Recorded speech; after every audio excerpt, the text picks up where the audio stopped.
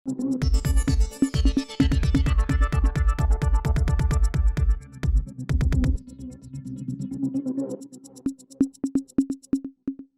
Sir. தமிழ்நாட்டை பொறுத்த வரைக்கும் பாஜகவோட அரசியல் எப்படி இருக்குன்னு நீங்கள் பார்க்குறீங்க?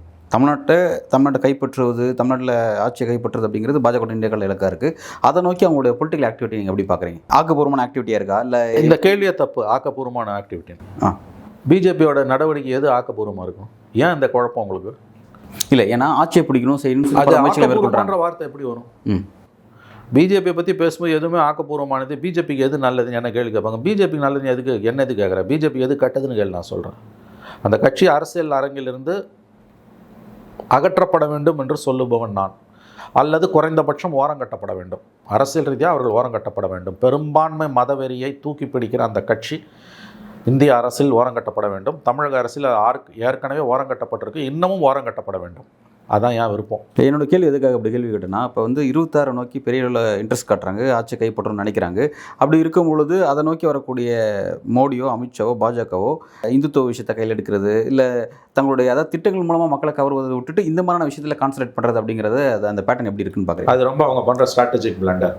அவங்க இந்த மதவாதம், முருகர், ஆன்மீக மாநாடு, திருப்பரங்குன்றம், மைக்கேல்பட்டியில் மதமாற்றம், இது எல்லாத்தையும் விட்டுட்டு திமுகவோட ஊழல், வாரிசு அரசியல், குறிப்பாக ஊழலை மட்டும் குறி வச்சாங்கன்னா கூட இங்கே வெற்றி பெறுவதற்கு வாய்ப்புகள் அதிகம், வளருவதற்கு வாய்ப்புகள் அதிகம். ஆனால் அவங்க அதை செய்யாமல் திருப்பரங்குன்றத்தை கையில் எடுக்கிறாங்கல்ல, வளர மாட்டாங்க. அவங்க அப்படியே இருக்குது. தமிழ்நாட்டுக்கு நல்லது, அது வேறு விஷயம்.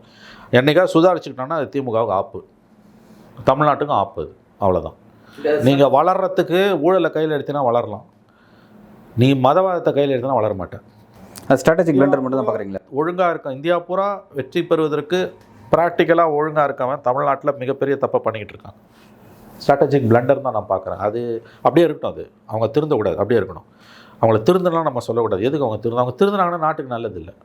ஆனால் இப்போ அவங்க தனியாக போனாங்கன்னா, தனியாக ஆவர்த்தனை பண்ணாங்கன்னா இது ஓகே. ஆனால் அவங்க அதிமுக தமிழ்நாட்டோட முக்கியமான ஒரு திராவிட கட்சி, மாநில கட்சி, அதிமுகவோட ட்ராவல் பண்ணிவிட்டு இந்த விஷயத்தை அவங்க செய்கிறாங்க. செய்யும் பொழுது இப்போ கூடவே சேர்ந்து அவங்க பண்ணக்கூடிய எல்லா மைனஸ் ப்ளஸும் இவங்களுக்கும் வரப்போகுது. அப்படி இருக்கும்போது அதோட கம்பேர் பண்ணி இல்லை, அது பெரிய அளவில் ஜெல் ஆகாது, ஒர்க் அவுட் ஆகாது.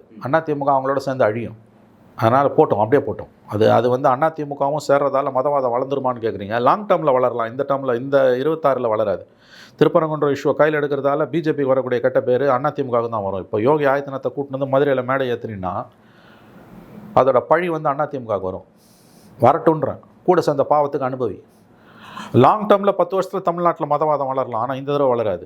அதனால் அதிமுக பாஜக ஒன்றா சேர்ந்து யோகி ஆதித்யநாத்தை கூட்டினு வந்து மேடையில் ஏற்றினாங்கன்னா அமோகமாக பிஜேபியும் அதிமுகவும் வளரும். செய்யட்டும்ன்ற நான் செய்யட்டும். மக்கள் மன்றத்தில் முகமூடி கிழிஞ்சு தொங்கட்டும். பிஜேபியோட சேர்ந்த பாவத்துக்கு அதிமுக படுதோல்வியை தழுவும். எழுதி வச்சுக்கோங்க. கீழே அது ஜெல் ஆகலை, அந்த கூட்டணி ஜெல் ஆகலை. நீ யோகியெல்லாம் கொண்டு வந்து மேடையில் ஏற்றினா அதோட விளைவு என்ன? ராஜ்நாத் சிங்கை கூட்டினு வந்த திமுக ஏன் அமித்ஷாவை கூட்டினார்ல, ஏன் மோடியை கூட்டினார்ல? சந்தோஷமாக வந்திருப்பார் மோடி. கருணாநிதி நாணய வெளியீட்டு விழாவுக்கு ராஜ்நாத் சிங் வந்தான்னா மோடி வந்தானா, 2 ஒன்று தானே. ஏன் திமுக சாதுரியமாக நைச்சியமாக ராஜ்நாத் சிங்கை கூட்டின்னு வருது? அவர் கொஞ்சம் சாஃப்ட் டோனில் இருக்காருன்னு அந்த புரிதல் திமுக இருக்குல்ல. நீ கொண்டு வந்து யோகி ஆதித்யநாத்தை மேடையில் ஏற்றுனா, ராஜன் செல்லப்பா தொகுதி அது, அவர் மேடையில் ஏறினாலும் ஏறாட்டியும் பாவம் பூரா அதிமுக தான் வரும், பழி பூரா அதிமுக வரும். லாபம் 1% 2% தான் அவன் தள்ளின்னு போடுவான் அது. அதனால் அதிமுகவோட பிஜேபியோட அதிமுக சேர்ந்தது அதிமுக அழிவு. இதில் நல்லது கெட்டுன்னு எதுவும் கிடையாது. ஆக்கப்பூர்வமான அரசியல்னால் பேசுகிறதே கெட்ட வார்த்தை. பிஜேபின்னா ஆக்கப்பூர்வமான அரசியலை தமிழ்நாட்டில் பண்ண போகுது.